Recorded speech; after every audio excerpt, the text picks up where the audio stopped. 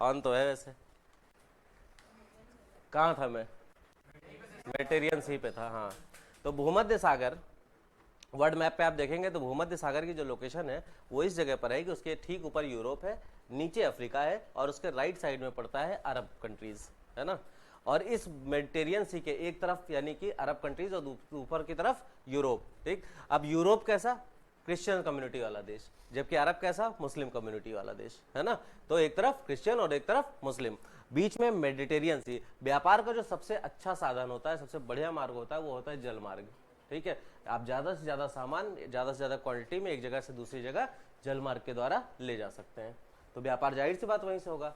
और दूसरी तरफ तो अलग अलग तरफ दो कम्युनिटीज़ हैं, तो दोनों कम्युनिटीज़ व्यापार करती हैं। अब व्यापार के साथ साथ कम्युनिटी की अपनी अलग लड़ाई होती है। किस चीज़ की लड़ाई होती है? विचारधारा की लड़ाई होती है, ठीक है। तो क्रिश्चियंस और अरब यानी मुस्लिम्स के बीच में व्यापार भी चल रहा था और दोनों के बीच में लड़ाई भी चल रही थी, धर्म युद्ध भी छिड़ा हुआ था। इस धर्म युद्ध में कभी क्रिश्चियन भारी हो जाते तो कभी मुस्लिम भारी हो जाते, ठीक है। ऐसे ही चलता रहता। सन 1453 के आसपास उस समय जो मुस्लिम कम्युनिटी का सर्वे सर्वा हुआ करता था, तुर्की का खलीफा हुआ करता था, उस्मानिया साम्राज्य हुआ करता था। तो इधर उस्मानिया साम्राज्य सन 1453 ईस्वी के टाइम पे उस्मानिया साम्राज्य बहुत ताकतवर हो गया और इस ताकत के दौर में क्या हुआ कि मुस्लिम जो थे वो क्रिश्चियंस पे भारी पड़ गए। अब व्यापार का रास्ता मेडिटेरियन सी, दोनों वहां पर व्यापार कर रहे हैं और मुस्लिम भारी पड़ गए। तो जाहिर सी बात है, अगर आप कोई भी दो लोग हो, मान लो ये दो लोग हैं, दोनों लोग व्यापार कर रहे हैं, और तो व्यापार में अपना कॉम्पिटिटर आप खत्म करना चाहोगे।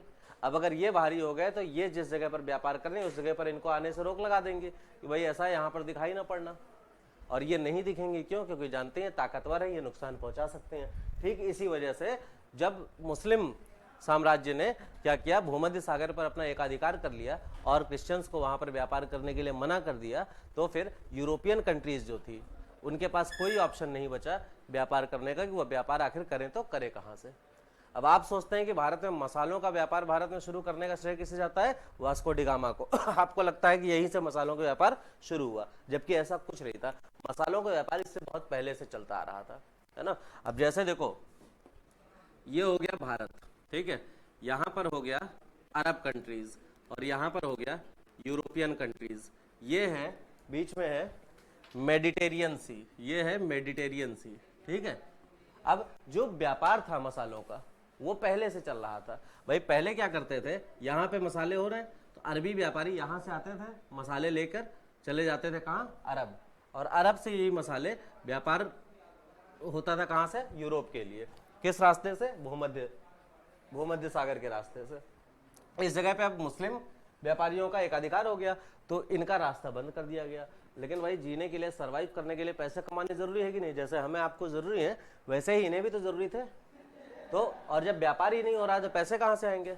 और अभी तक यूरोप में भाई कई ढेर सारी कंट्री है ना, इतनी कंट्रीज होने के बाद, यूरोप में इतनी ढेर सारी कंट्रीज होने के बाद, इसमें जो व्यापार पे एकाधिकार था क्रिश्चियंस कंट्री में, वो था सिर्फ और सिर्फ किसका? दो लोगों के, एक इटली और दूसरा स्विट्जरलैंड के लोगों को। ठीक है, इटली और स्विट्जरलैंड लोगों का व्यापार पे एकाधिकार था। मतलब और कोई यहाँ पे ज्यादा व्यापार कर ही नहीं पा रहा था कई कंट्री के लिए। ठीक है, ये लोग ताकतवर थे अपने यहाँ, ये और किसी को व्यापार नहीं करने दे रहे थे। लेकिन जब ये रास्ता बंद हो गया तब भाई इटली और स्विट्जरलैंड के लिए भी रास्ता बंद हो गया। तो जब कंपटीशन में सब बराबर हो गए तब तो भाई आप जो पहल कर लेगा वो व्यापार कर ले जाएगा। तो इसी क्रम में सबसे पहले यूरोपीय देशों में दो देश थे, एक का नाम था स्पेन, ठीक है, और दूसरे का नाम था पुर्तगाल।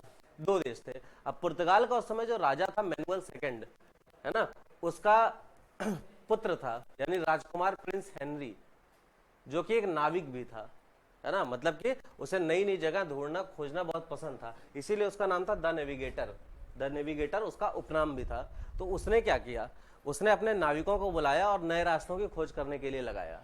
और इसी के साथ साथ उधर स्पेन की जो रानी थी, उन्होंने भी क्या किया कि नए नाविकों को नए रास्तों की खोज करने के लिए लगा दिया कि भाई अब व्यापार तो सबके लिए बराबर हो गया है, तो एक काम करो नए रास्ते खोजो ताकि हम भी व्यापार कर सकें, क्योंकि अब हमारे ऊपर कोई रोक तो है नहीं। अब तक क्या था, इटली और स्विट्जरलैंड वाले रोक लगा के रखे थे, अब जो है आप व्यापार कर सकते हैं। तो इस क्रम में स्पेन की तरफ से, है ना, एक नाविक निकला जिसका नाम था कोलंबस। क्या नाम था? कोलंबस। अब यहाँ पे है मान लीजिए अफ्रीकी कॉन्टिनेंट, कोलंबस निकला। कोलंबस जब यहां से निकला भारत की खोज के लिए, अब क्योंकि देखो भाई भारत से व्यापार किसका होता था? यूरोप का। कैसे होता था? मीडिएटर कौन थे? अरबी व्यापारी। अरबी यहां से लेकर जाते थे मसाले और उसके बाद यहां पर बेच देते थे, ठीक, इस रास्ते से। लेकिन जब इन्होंने इनके साथ व्यापार बंद कर दिया तो भाई मसालों की रिक्वायरमेंट तो ही है, अब मसाले इन्हें मिल रहे हैं ब्लैक में तो बहुत महंगे मिल रहे हैं।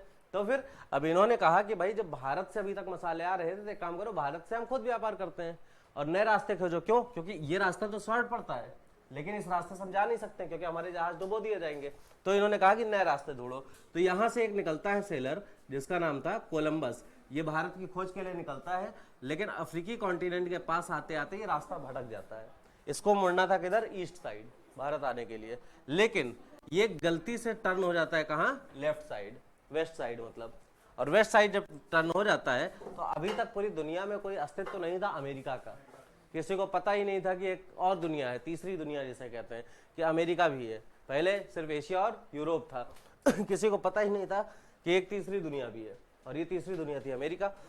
अब भाई कोलंबस जब निकला था इसको पता था कि भारतीय लोग, भारत हम पहुंचेंगे तो भारतीय लोग कैसे दिखेंगे? काले कलूटे दिखेंगे। तब फिर ये ढूंढने निकला और गलती से ईस्ट की जगह क्या हुआ? ये टर्न हो गया किधर? वेस्ट की तरफ टर्न हो गया। और वेस्ट की तरफ जब टर्न हो गया तो ये घूमते फिरते पहुंचता है सदर्न अमेरिका। और सदर्न अमेरिका में एक आइलैंड है यहाँ पर, ठीक है, कई आइलैंड से मिलकर बना है एक आइलैंड जिसको हम कहते हैं जमैका। क्या कहते हैं? जमैका, ठीक है। इसी आइलैंड को, इसी आइलैंड के कई समूहों को मिलाकर आज के टाइम में एक टीम बनाई गई क्रिकेट की जिसे हम कहते हैं वेस्ट इंडीज। वेस्ट इंडीज कोई देश नहीं है बल्कि सिर्फ एक क्रिकेट टीम है, ठीक है। तो कहां पहुंच गया? वेस्ट इंडीज, यानी कि किस कॉन्टिनेंट में? सदर्न अमेरिका, दक्षिणी अमेरिका पहुंचा। अब जब ये दक्षिणी अमेरिका में पहुंचा तो ये तो कंफ्यूज था, इसको लगा हम भारत पहुंच गए, तो इसने मैसेज पहुंचवा दिया वही हमने भारत की खोज कर ली है और बड़ा खुश हो गया कि हमने भारत की खोज कर ली। अब ये इंडिया ढूंढने निकला था लेकिन पहुंच गया कहां? Southern America. बाद में जब इसको पता चला कर यार हम तो भटक गए, तो फिर उसने इस जगह को नाम दिया वेस्ट इंडिया, यानी कि आज उसी पे नाम पे पड़ा है वेस्ट इंडीज, ठीक है। और यहाँ के लोगों को उसने कह के बुलाया रेड इंडियन। क्या कहा? रेड इंडियन, मतलब थोड़ा संकोच किया होगा काला इंडियन कहने में, तो इसने क्या कहा? लाल भारतीय लोग हैं यहाँ पे। क्योंकि यहाँ पे क्या देखता है, उसने सुना था कि काले लोग हैं यहाँ भारत में, और जबकि यहाँ जब पहुंचा तो इसने देखा घनघोर काले हैं, काले भी नहीं है। तो फिर जो है इसने नाम क्या दे दिया?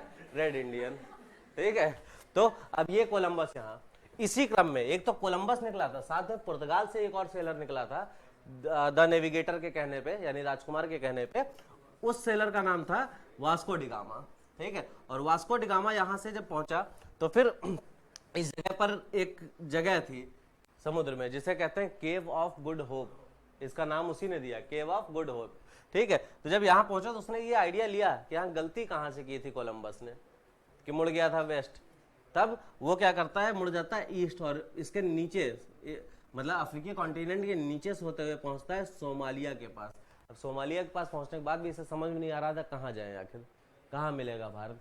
वहीं इसे मिल गया एक व्यापारी, एक मुस्लिम व्यापारी जिसका नाम था अब्दुल मजीद, ठीक है। एक गुजराती व्यापारी था, गुजरात का रहने वाला। अब्दुल मजीद से इसने कहा कि भाई हमें भारत पहुंचना, पहुंचा दो। अब्दुल मजीद ने कहा क्यों पहुंचा दें? इसने कहा पैसा लाए देंगे। अब्दुल मजीद ने कहा बिल्कुल आ जाओ, फिर हम तो गुजराती, पैसा के आगे तो हम भाई कुछ भी कर देंगे। तो फिर अब्दुल मजीद ने कुछ पैसे लिए और बदले में इसको लेकर, वास्को डिगामा को लेकर पहुंचता है भारत। और भारत में सबसे पहले पहुंचता है जिस राज्य में, उस राज्य को आज हम कहते हैं केरल। और सबसे पहले केरल में, केरल जब ये पहुंचता है तो केरल में सबसे पहले जिस जगह पर पहुंचता, जहाज से आ रहे थे ना ये लोग पानी के, तो फिर जिस जगह पर पहुंचा उस बंदरगाह का नाम था कालीकट बंदरगाह। क्या नाम था? कालीकट बंदरगाह। और कालीकट बंदरगाह भी किस जगह पर था? तो वहां पर कालीकट बंदरगाह पे एक गांव था जिस गांव का नाम था कप्पू कड़ापू। क्या नाम था? कप्पू कड़ापू। उस गांव का नाम था कप्पू कड़ापू। तो फिर केरल में पहुंचा, केरल में किस बंदरगाह पर? कालीकट बंदरगाह पर। कालीकट बंदरगाह पे किस जगह? कप्पू कड़ापू नाम के गांव में। और जब पहुंचा वो ईयर था 1498 एडी, 1498 ईस्वी में। इस बात को ऐसे ही नोट कर लीजिए, नोट्स में तो डिटेल में सीक्वेंस में दिया हुआ है, ऐसे बाकी चलिए नोट करते चलिए। कुछ कीवर्ड्स हैं ऐसे जो आपके एग्जाम में अक्सर पूछ लिए जाते हैं तो आपको पता होने चाहिए।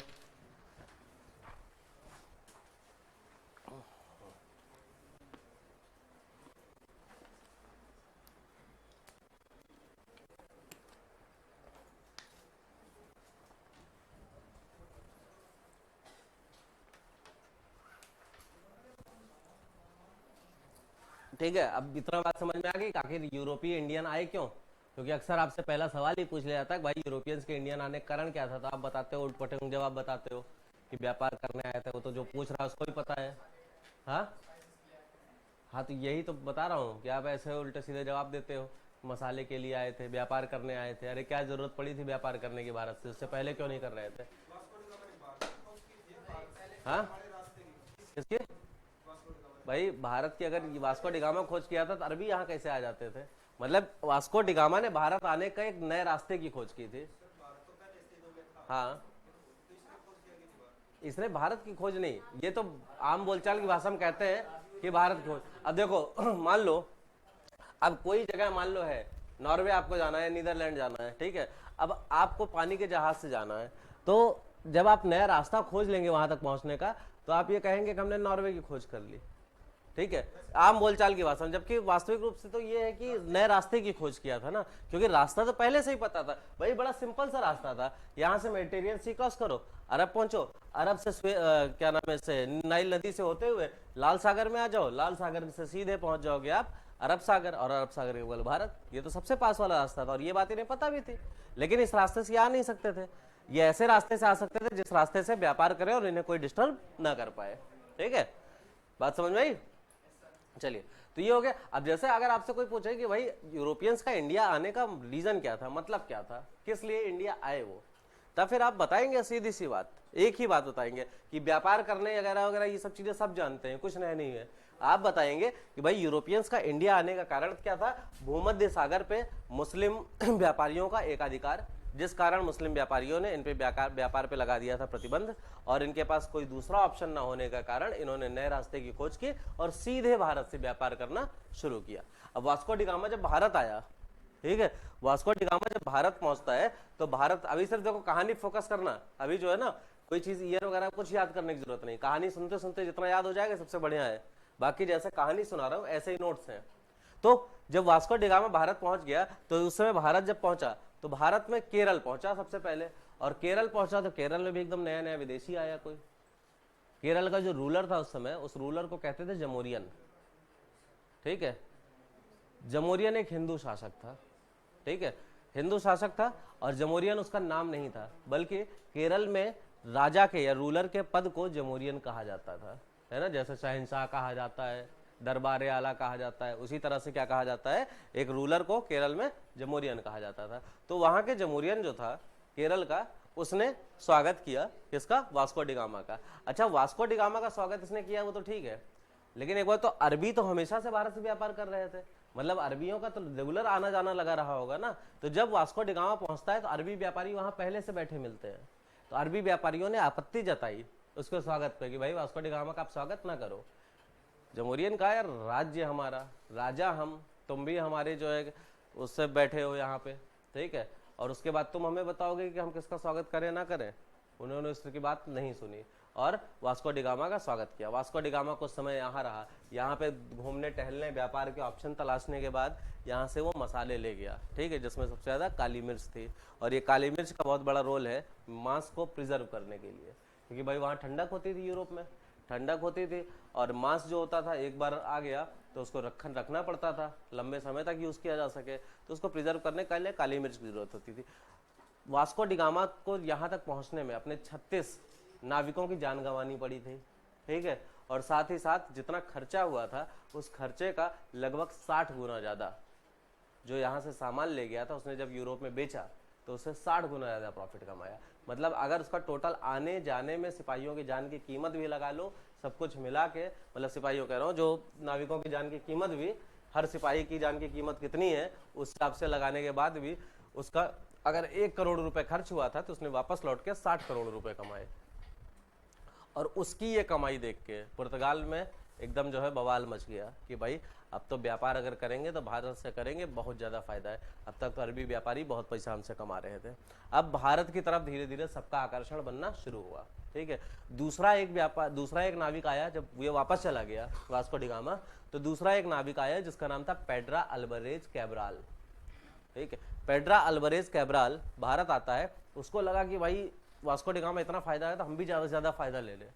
तो वो क्या करने आया लगा, वो व्यापार करने के लिए सामान तो इकट्ठा कर ही रहा था, उसको लगा कि भाई पैसा ही दिखाई दे रहा था, उसको लगा हम जहाँ चले आए हैं यहाँ के लोग बेवकूफ़ हैं, तो पैसा कमाने के लिए किसी को परेशान करो, मारो काटो, कुछ भी करके ले जाओ। तो ये क्या करने लगा, जिद पे आ गया। जिद पे मतलब ये होता है कि आप कहीं पहुंच गए और बिना किसी एथिक्स के आप सोच रहे हो कि सामने वाला बेवकूफ़ है, हम सिर्फ पैसा अपना बना ले।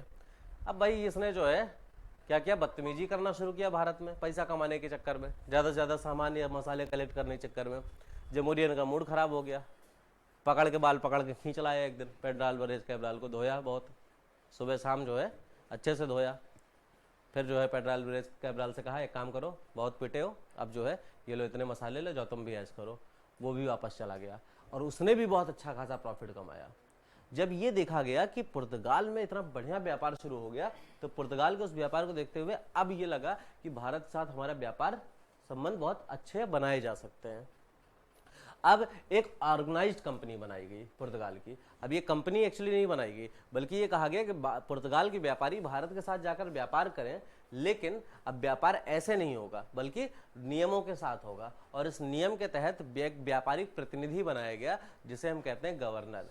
तो पहला पुर्तगाली गवर्नर जो भारत आया, उस पहले पुर्तगाली गवर्नर का नाम था फ्रांसिस्को डी अल्मीड़ा। क्या नाम था? Francisco de Almeida. ठीक है, फ्रांसिस्को डी अल्मीड़ा पहला पुर्तगाली गवर्नर आया। अब इस गवर्नर का काम क्या था? इस गवर्नर का काम ये होता था कि भाई पुर्तगाल से कोई भी व्यापारी आके व्यापार करे उसमें दिक्कत नहीं है, लेकिन ये थोड़ी कि व्यापार करने चक्कर में आपस में ही नुकसान करे, क्योंकि ओवरऑल जो भी व्यापार करेगा फायदा तो देश का होता था। तो भाई एक नियम से व्यापार करे, ये नहीं कि जो है कोई किसी भी तरह से आके व्यापार करने लग जाए। तो नियम बनाए, रूल और रेगुलेशन बनाने का काम किसका था? फ्रांसिस्को डी अल्मीड़ा का था। और इसी के साथ साथ अब यहाँ पर जब फ्रांसिस्को डी अल्मीड़ा भारत आ गया, तो अच्छा भारत के इस वाले हिस्से से व्यापार होता था केरल से, यानी कि मालाबार तट से व्यापार होता था। तो इस मालाबार तट के नीचे क्या था? हिंद महासागर। फ्रांसिस्को डी अल्मीड़ा जब आया था साथ में अपनी सेना भी लेकर आया, और सेना के साथ साथ यहाँ पर इसने अपना थोड़ा कंट्रोल भी बनाया। अब इनके पुर्तगालियों के जहाज यहाँ से भारत के साथ व्यापार करना शुरू कर देते हैं, क्योंकि इन्होंने देखा कि मसाले और बारूद दो ऐसी चीज है जिसमें बहुत अच्छा खासा प्रॉफिट हो रहा है।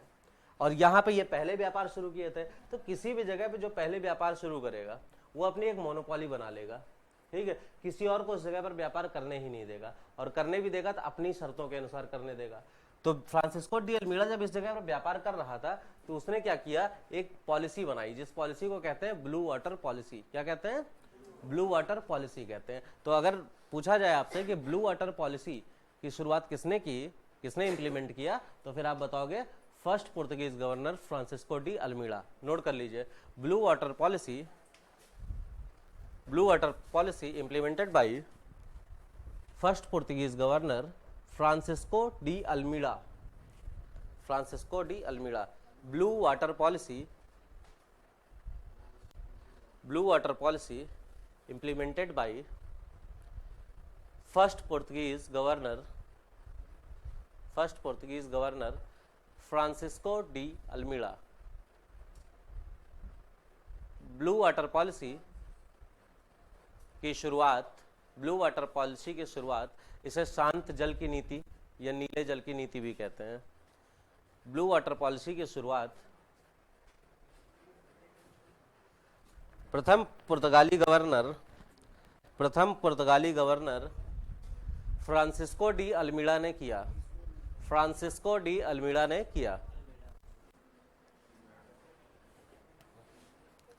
ठीक है, फ्रांसिस्को डी अल्मीड़ा ने किया। अब ब्लू वाटर पॉलिसी क्या थी? ब्लू वाटर पॉलिसी कहती थी, इस नीति के तहत यह था कि भाई ये जो हिंद महासागर है, इंडियन ओशन है, इस इंडियन ओशन पे पुर्तगालियों का एकाधिकार है। एकाधिकार का मतलब क्या हुआ कि इस जगह से सिर्फ पुर्तगाली व्यापार कर सकते हैं, कोई दूसरा व्यापार नहीं कर सकता है। अगर कोई दूसरा व्यापार करेगा तो पहले पुर्तगालियों से इजाजत लेनी होगी, यानी परमिशन लेंगे। और परमिशन किसके बदले? एक लिमिटेड टैक्स के बदले। मतलब एक आप रेवेन्यू हमें दो, है ना, टैक्स दो हमें, और उसके बाद हम आपको परमिशन देंगे कि आप यहाँ से व्यापार कर सकते हो। अगर आपने बिना परमिशन के यहाँ से व्यापार किया तो इनके पास तो सेना थी और ये आपके जहाज़ों को डुबा सकते हैं या डुबा देंगे। यही थी ब्लू वाटर पॉलिसी। और दूसरी चीज़ इसमें क्या थी कि मसाले और बारूद का व्यापार पुर्तगालियों के सिवा कोई और दूसरा नहीं कर सकता है, क्योंकि इसमें दोनों में अच्छा खासा प्रॉफिट था। इसलिए ये व्यापार, मतलब आप परमिशन लेके व्यापार कर सकते हैं पैसा देके, लेकिन परमिशन लेके भी आप बारूद और मसालों का व्यापार नहीं कर सकते हैं। ठीक है, हाँ 1502, ठीक है 1502 1503, क्योंकि 1503 में फ्रांसिस्को डी अल्मीड़ा भारत आ गया था। ठीक है, समझ में आई ये बात, ब्लू वाटर पॉलिसी क्या थी। अब ब्लू वाटर पॉलिसी के बाद फ्रांसिस्को डी अल्मीड़ा के बाद जो अगला गवर्नर आता है, उस गवर्नर का नाम था अल्बुकर्क। क्या नाम था? अल्बुकर्क। ठीक है, अब अल्बुकर्क जो था actual founder of the Portuguese empire माना जाता है।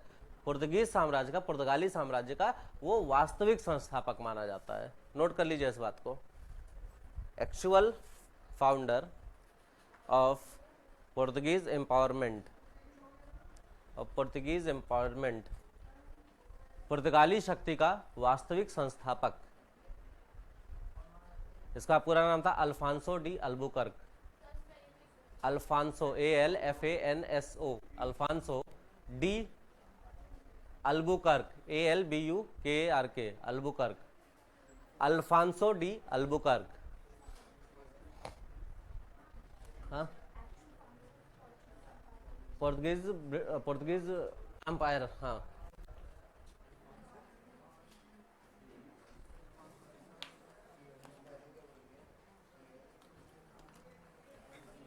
ठीक है, पुर्तगाली साम्राज्य या पुर्तगाली शक्ति का वास्तविक संस्थापक अल्फांसो डी अल्बुकर्क था। अल्बुकर्क इसलिए वास्तविक संस्थापक था क्योंकि इसने गवर्नर बनने के साथ ही देख लिया कि भाई अब व्यापार के साथ साथ अपनी सत्ता भी धीरे धीरे बरकरार रखना है, क्योंकि हम सत्ता में रहेंगे तभी तो जो है ताकत में रहेंगे और तभी हमें व्यापार करने से कोई रोक नहीं सकता है। ठीक है, पहली चीज ये। दूसरी चीज, उसे एक बात समझ में आ गई कि भाई देखो, जब व्यापार होना शुरू हुआ, विदेशी कहीं व्यापार करना शुरू करेंगे तो लोकल लोग सबसे पहले खफा होंगे। ठीक है, कारण होता है क्योंकि उससे उनका व्यापार छिनने लगता है ना, धीरे धीरे उनका काम छिनने लगता है, व्यापार छिनने लगता है। और एक भावना सबसे बड़ी होती है कि बाहरी आके कैसे काम कर रहा है, कहीं भी होगा, ये बड़ी नेचुरल बात है और भारतीयों के साथ ये सबसे ज्यादा होता है। अब जैसे मान लो मुंबई है, मुंबई के लोकल्स नॉर्थ इंडिया वालों पे बड़ा जो है एकदम एग्रेसिव रवैया रखते हैं। क्यों? इसलिए रखते हैं कि बाहरी आके उनका रोजगार छीन रहे हैं। अरे भाई सिंपल सी बात है, बाहरी रोजगार क्या छीन रहे हैं? आप काम नहीं कर सकते तो बाहरी आके मौका मिल रहा है काम करने को, सीधी सी बात है ना। अगर आपने शुरुआत से ही मजदूरी करना शुरू किया होता, अब मजदूरी आपको शुरू में नहीं अच्छी लगती थी तो उन्होंने काम किया, भाई उन्होंने मौका देखा और काम किया। तो भारत के साथ हमेशा से रहा, सेंटीमेंट जो है भारत में हमेशा से रहे हैं। तो अब भारत के साथ ये जब व्यापार कर रहे हैं तो फिर इन्हें धीरे धीरे क्या आ रहा है कि भारत में प्रतिरोध का भी सामना करना पड़ रहा है। अब ऐसा नहीं कि भारतीय इतने भी बेवकूफ हैं जबरदस्ती प्रतिरोध कर रहे हैं। अब भाई व्यापार के क्रम में फायदे के लिए ऐसा होता है ना, जहां पैसे की बात आती है तो वहां पे कुछ जो है आप खुद भी हरकतें उल्टी सीधी करते हो पैसे के लिए। ठीक है, लोकल लोगों को आप परेशान करते हो पैसे के लिए, तो भाई जाहिर सी बात है प्रतिक्रिया उठना तो बड़ा लाजमी है। अब हम आपको जबरदस्ती परेशान करें और आप सब इतने जो है मेजॉरिटी में, तो भाई मेजॉरिटी में हो तो फिर जो है उसमें हम अगर आपके ऊपर हावी हो रहे हैं सिर्फ हम नीतियों के, हम एक अच्छी स्ट्रेटजी की वजह से हावी होंगे। ठीक है, लेकिन अगर आप हावी हुए, स्ट्रेटजी ना भी बनाएं, आपकी मैन पावर इतनी ज्यादा है कि आप इससे ही हावी हो सकते हैं। तो भारत में भी धीरे धीरे ये होगा ही। तो जो अल्बुकर्क था वो ये बात समझ गया कि भाई अगर यहाँ पर अपनी ताकत बना के रखना है तो पहले ये जो खिलाफत वाले लोग हैं ना, जो खिलाफ हो रहे हैं, प्रतिक्रिया दे रहे हैं, इन्हें क्या करो, अपने फेवर में करो थोड़ा बहुत। और अपने फेवर में करने का एक सबसे अच्छा तरीका इसको समझ में आया, इसने पुर्तगाली पुरुषों को सलाह दी कि भारतीय महिलाओं से विवाह करो, क्योंकि ये यहाँ पे रहते हुए एक बात समझ में आ गया था इसको कि भाई भारत में अगर किसी की इज्जत है तो जीजा फूफा इन सब लोगों की है। ठीक है, तो उसको ये बात समझ में आ गया था कि ये जीजा फूफा को जो है कुछ नहीं बोलते हैं। ठीक है, तो उसने क्या किया, पुरुषों को, पुर्तगाली पुरुषों को भारतीय महिलाओं से विवाह करने के लिए प्रेरित किया। अच्छा, लॉजिक भी बढ़िया इसमें। भारत में देखो कुछ रिश्ते ऐसे हैं जिनमें बड़ा सम्मान होता है, कुछ रिश्ते मतलब सम्मान का ऐसा है कि जो है बेवजह का सम्मान होता है। अब फूफा जी जब गलत भी बोलते हैं, हाँ नहीं बिल्कुल सही बात है। ठीक है, और परंपरा है ना, कुछ चीजें हमारा आप चाह के भी नहीं छोड़ पाते हैं। अब जैसे एक वाकया ही ऐसा था कि वैसे तो इतने दिनों तक जो है हमारे जो जीजा थे वो बेचारे फील करते थे कि जो है कोई इज्जत नहीं है, और सही बात नहीं रहती थी, कोई करता नहीं था, मतलब इज्जत ऐसे थी। इस बार से हमने पता नहीं क्या हुआ कि थोड़ा सा कुछ ऐसे उन्होंने बोल दिया और मैं चुप रह गया, नहीं जनरली जवाब दे देता था। और चुप क्यों रह गया उस समय भी लॉजिक, अरे छोड़ो जीजा है, तो भारत में ये कल्चर है, परंपरा है, ठीक है। तो इस कल्चर की वजह से भारत में उसको समझ में आ गया कि भाई आप अगर रिश्ते मजबूत बनाएंगे तो फिर आप व्यापारी। अब भाई जब रिश्ते बन गए तो फिर आप कौन हो गए? भारतीय हो गए। अब आप अभी तक क्या थे? विदेशी थे। अब आप क्या हो गए? घर के हो गए, परिवार के हो गए, मतलब आप कहाँ के हो गए? भारतीय हो गए। तो इससे इसका फायदा होना शुरू हुआ। दूसरी चीज इसने क्या किया कि स्टेट्स कॉन्कर करना शुरू कर दिया, मतलब किसी दूसरी जगह पे अलग अलग राज्यों को इसने जीतना शुरू कर दिया। अब सत्ता अपने हाथ में, तो नियम भी बहुत आसानी से मिल जाते थे, किसी तरह का टैक्स नहीं लगता था। व्यापार में टैक्स बहुत इंपॉर्टेंट चीज होती है। भारतीय लोग, व्यापारी जो होते हैं, वो टैक्स खूब चोरी क्यों करते हैं? इसका कारण ये है, अब अगर आप 1 करोड़ रुपए कमाएंगे, अगर आप सोचे कोई बिजनेस करें और आप 1 करोड़ रुपए कमाएं, तो 1 करोड़ में 40 लाख आपको टैक्स देना होगा। अब बताओ यार, 60 करोड़, 1 करोड़ में से 40 लाख टैक्स, सिर्फ बचे 60 लाख, कलेजा बाहर आ जाएगा। और सीरियसली अभी आप अगर आप 1 करोड़ नहीं कमाए तो आपको ये लग रहा है ना कि चलो इसमें कोई बहुत बड़ी बात नहीं, बहुत बड़ी बात है। जब 1 करोड़ रुपए आप अपनी मेहनत से कमाए, उसमें 40 लाख जो है टैक्स दे रहे हो, तो भाई एकदम कलेजा बाहर आ जाता है। सही बात है। तो टैक्स सबसे इंपॉर्टेंट चीज होती है। सत्ता में हस्तांतरण सिर्फ इसी वजह से होता है। और अब पुर्तगीज क्या कर रहे हैं? धीरे धीरे सत्ता में दखल देना शुरू कर रहे हैं। अब जब पुर्तगीज को इतना प्रॉफिट लेते देखा तो यूरोप में और भी कंट्री थी। दूसरे नंबर पे आई डच ईस्ट इंडिया कंपनी। क्या नाम था? डच ईस्ट इंडिया कंपनी, ठीक है। अब the United Nation of Netherland and Holland इस कंपनी का असली नाम था। जैसे इस पुर्तगाली कंपनी का नाम था Estado the India, real name है, ठीक है। अब ईस्ट इंडिया कंपनी इसलिए कहा जाता है, जैसे Portuguese east India company, Dutch east India company, ये इसलिए कहा जाता है क्योंकि इंडिया ईस्ट में था इनके। बाकी इनके सबके नाम थे अपने। जैसे ब्रिटिश ईस्ट इंडिया कंपनी का नाम था द मर्चेंट एडवेंचर्स, ठीक है। सबके अपने अलग अलग नाम थे। डचों ने देखा, डच कौन थे? नीदरलैंड और हॉलैंड के लोग। नीदरलैंड और हॉलैंड के लोगों ने देखा कि भाई ये लोग तो बहुत अच्छा खासा पैसा कमा रहे हैं, भारत में बहुत जबरदस्त व्यापार कर रहे हैं। अब जब आप भी तो ऐसे हैं, जब किसी को देखते हैं कोई किसी फील्ड में अच्छा पैसा कमा रहा है तो आप भी तो इंटरेस्ट लेते हैं ना कि हम भी इस फील्ड में उतर आते हैं, हम भी पैसा कमाते हैं। तो जब नीदरलैंड और हॉलैंड के व्यापारियों ने देखा तो इन्होंने भी अपनी एक कंपनी बना ली और चल दिए भारत की तरफ व्यापार। भारत की तरफ जब व्यापार करने चल दिए तो इधर वाले तट को क्या कहते हैं? केरल वाले मालाबार तट। क्या कहते हैं? मालाबार कोस्ट। अब ये जो मालाबार तट था, इस मालाबार तट पे इनका व्यापार था और इस पे एक छत्र राज था। अभी पूरा भारत खाली है, ठीक है। तो जब वो आए यहां से, फिर डच निकले, और जब ये आए तो फिर ये क्यों जाएंगे मालाबार कोस्ट? क्योंकि जानते हैं फालतू में लड़ाई झगड़ा होगा तो ना हमारा व्यापार होगा ना इनका व्यापार होगा। तो ये मालाबार कोस्ट की बजाय, इधर की बजाय वो इस तट पे आ गए और इस तट का नाम है कोरोमंडल तट। क्या कहते हैं? कोरोमंडल तट। डचों ने भारत में आकर किस तट पर व्यापार शुरू किया? कोरोमंडल तट पर व्यापार किया। पुर्तगालियों ने मसालों का व्यापार किया था, ठीक है। जबकि डचों ने भारत में किसका व्यापार शुरू किया? सूत का, यानी कि कॉटन के व्यापार की शुरुआत कर दी। अब भारत में धीरे धीरे कॉटन का व्यापार शुरू होने लगा, ठीक है। डचों को देखते देखते अब तीसरे नंबर पे आ गए पुर्तगीज, पुर्तगाली भी आ गए, पुर्तगाली कह रहा हूँ, ब्रिटिश भी आ गए।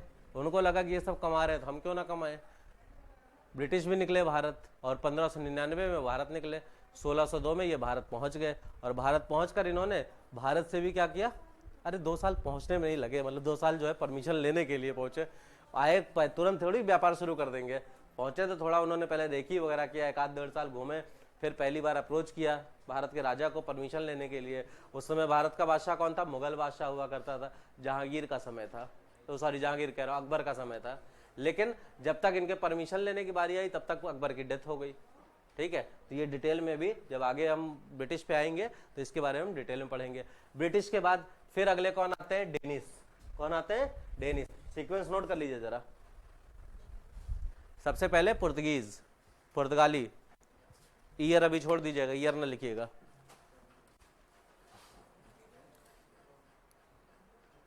दूसरा लिखिए डच, दूसरे नंबर पे आते हैं डच।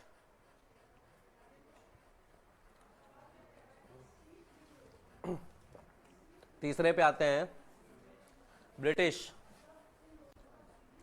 चौथे पे आते हैं डेनिस, डेनिस, DANISH, डेनिश। और पांचवे पे आते हैं फ्रांसीसी, फ्रेंच। डेनिश डेनमार्क के थे, फ्रांस लिख सकते हैं, कुछ भी लिख दो। फ्रेंच ईस्ट इंडिया कंपनी कहते हैं बस, और क्या। और सब यही सेम, ठीक है। और छठे नंबर पे आए थे स्वीडिश, आपने 5 ही सुना होगा, स्वीडिश आपने 5 ही सुना होगा अब तक, स्वीडिश के बारे में कभी नहीं सुना होगा। स्वीडिश के बारे में इसलिए नहीं सुना कि स्वीडिश आए तो भारत के लिए थे, लेकिन उन्होंने भारत में व्यापार ना कर उन्होंने अपना व्यापार चाइना में शुरू किया था, ठीक है। हाँ, अब तक पूरे भारत में सबके सब कहीं ना कहीं कब्जा जमा ही चुके थे, तो अब इनको भी लगा कि जो है भाई यहाँ पे जो है अब आए हैं इतनी दूर जो है व्यापार करने, तो लड़े झगड़े क्यों, तो चले गए। बाकी जब इनका व्यापार भारत में शुरू हो गया सबका, तो फिर आपस में ये सब लड़ना झगड़ना भी शुरू किए। क्यों? क्योंकि भाई कंपटीशन होता है ना, कि नहीं हम कमाएंगे ज़्यादा, नहीं हम कमाएंगे ज़्यादा। तो भाई अगर 2 व्यापारी हो तो आप कैसे ज़्यादा प्रॉफिट कमाओगे जब आप दूसरे व्यापारी को कमज़ोर कर दोगे, है ना। तो भारत में इसके बाद यहीं से राजनीति की शुरुआत होती है। अब ये हो गया एक सीक्वेंस, जैसे मैंने आपके बारे में पुर्तगालियों के बारे में थोड़ा सा बता दिया, ठीक है। अब डचों के बारे में भी ऐसी चीज़ें हैं, और उसके बाद ब्रिटिश के बारे में तो हम पूरा पढ़ेंगे। क्यों? क्योंकि भारत पर राज किसने किया? ब्रिटिशियर्स ने किया। तो अब हम ब्रिटिश के बारे में पढ़ना शुरू करते हैं, ठीक है। अब ये तो बस एक स्टार्टिंग के लिए समरी टाइप का हो गया, ठीक है, स्टार्टर ही है आपका। अब आपका ये मेन कोर्स शुरू होगा, ठीक है। अब मॉडर्न इंडिया की सही शुरुआत अब हम शुरू करेंगे, तो हेडिंग डाल लीजिए सबसे पहले,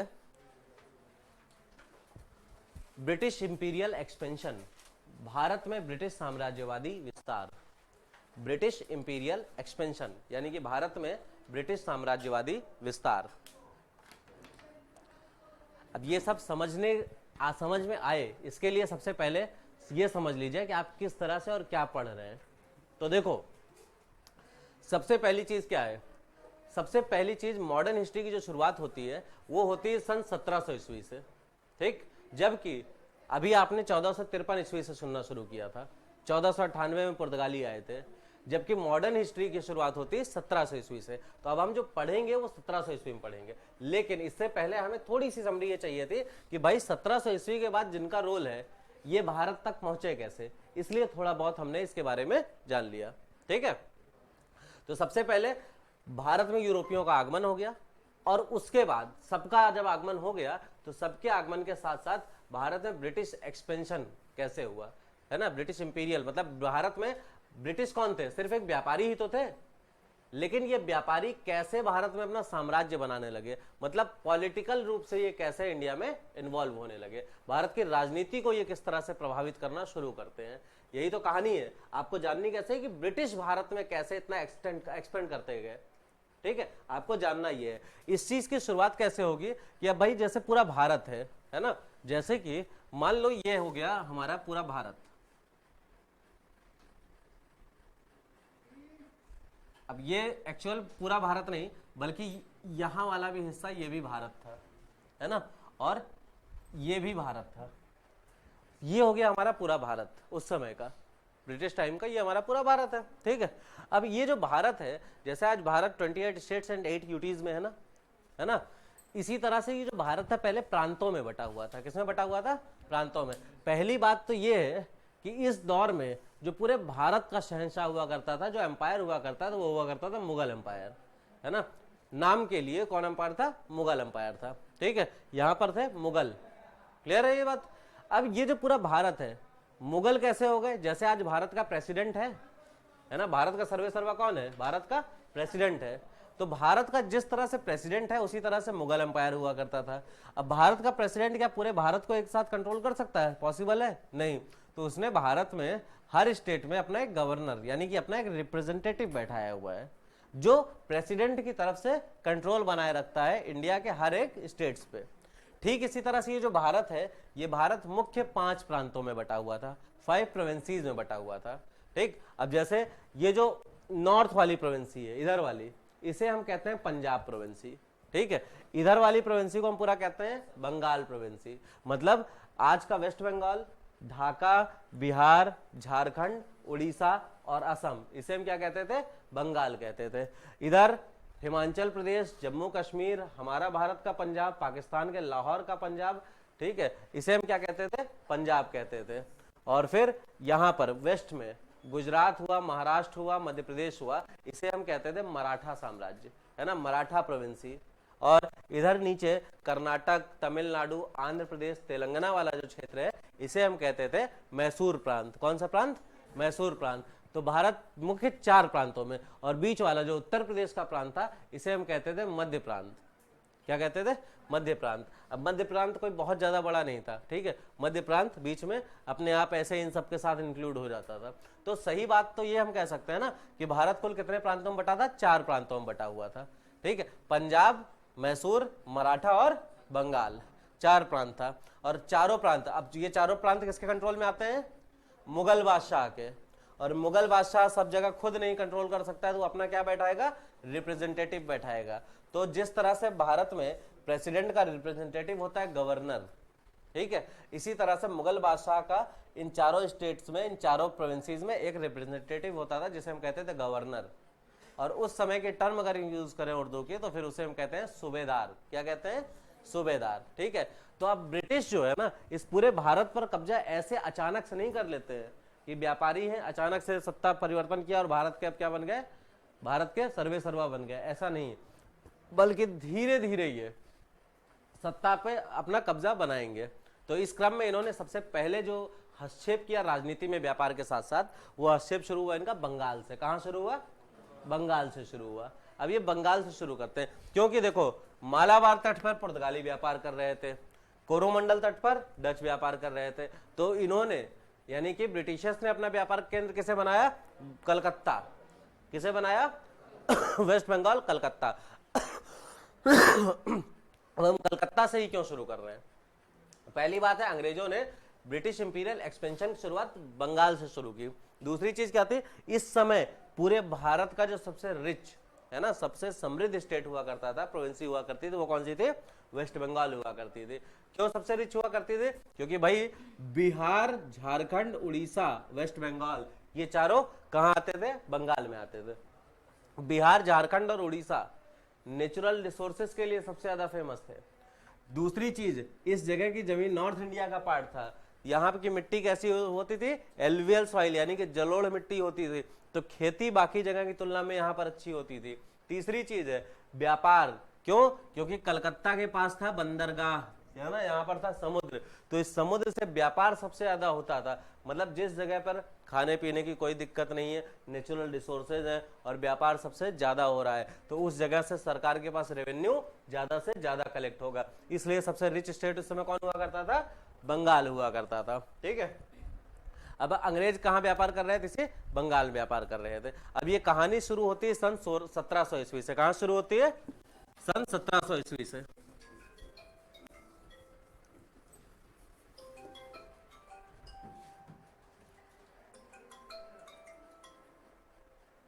एक मिनट। हाँ सर, हाँ सर, बिल्कुल है, बिल्कुल है। अब इसमें पूछने वाली कोई बात है? हाँ, शाम तक। और उसके बाद? अच्छा, ठीक है, फिर डन। क्लास में है, ठीक है, ठीक ठीक, डन, क्लास में, ओके। हाँ, तो अब देखो, अभी तक बोरिंग लग रहा होगा ना? अरे लग रहा होगा अब, लेकिन इंटरेस्टिंग आएगा। अब देखो सन 1700 ईस्वी की बात है, तो अब देखो यहाँ पर क्या है कि शुरू होती है ये कहानी सन 1700 ईस्वी से। सन 1700 ईस्वी में जो भारत का बादशाह हुआ करता था, मुगल बादशाह हुआ करता था, उसका नाम था औरंगजेब। क्या नाम था? औरंगजेब। यानी कि भारत का मुगल बादशाह सन 1700 ईस्वी में कौन था? औरंगजेब था। औरंगजेब जब मुगल बादशाह था तो फिर इस समय जो बंगाल प्रांत हुआ करता था, इस बंगाल प्रांत में जिस समय औरंगजेब भारत का बादशाह हुआ करता था, उस समय बंगाल प्रांत के मुख्य 2 पद थे, है ना। बंगाल प्रांत में जो एडमिनिस्ट्रेटिव पोस्ट होती है उस समय मुख्य 2 पोस्ट हुआ करती थी। जैसे एक होता है प्रधानमंत्री और एक होता है गृह मंत्री देश में, ठीक है। उसी तरह से बंगाल के 2 मुख्य पद हुआ करते थे। जो पूरे बंगाल का एडमिनिस्ट्रेटिव हेड होता था, यानी कि प्रशासनिक प्रमुख होता था, उसे कहते थे हम सूबेदार। क्या कहते थे? ठीक वैसे ही समझिए जैसे गवर्नर होता है, बल्कि सूबेदार को आप इंग्लिश में गवर्नर ही कहेंगे, ठीक है। तो इसे क्या कहते थे? सूबेदार। लेकिन सूबेदार इसलिए लिखा क्योंकि टर्म उस समय क्या यूज होती थी? सूबेदारी। तो पूरे बंगाल का जो प्रशासनिक हेड होता था उसे हम क्या कहते थे? सूबेदार। ठीक है। और बंगाल का जो सेकंड रैंक का सबसे बड़ा अधिकारी होता था, और सेकंड रैंक का सबसे बड़ा अधिकारी कौन होता था? देखो, एक तो चाहिए पूरे राज्य की व्यवस्था बनाए रखने के लिए, और दूसरा सबसे इंपॉर्टेंट चीज क्या होती है राज्य के लिए? हाँ, रेवेन्यू। तो रेवेन्यू को वसूलने के लिए, रेवेन्यू कलेक्शन करने के लिए जो दूसरा सबसे बड़ा अधिकारी होता है उसे कहते थे दीवान। क्या कहते थे? दीवान। तो बंगाल के दो मुख्य प्रमुख पद थे, एक को हम कहते थे सूबेदार और दूसरे को क्या कहते थे? दीवान। और ये दोनों पद पर, इन दोनों पोस्ट पे कौन अपॉइंटमेंट कौन करता था? मुगल बादशाह। और मुगल बादशाह चाहे जो हो, यानी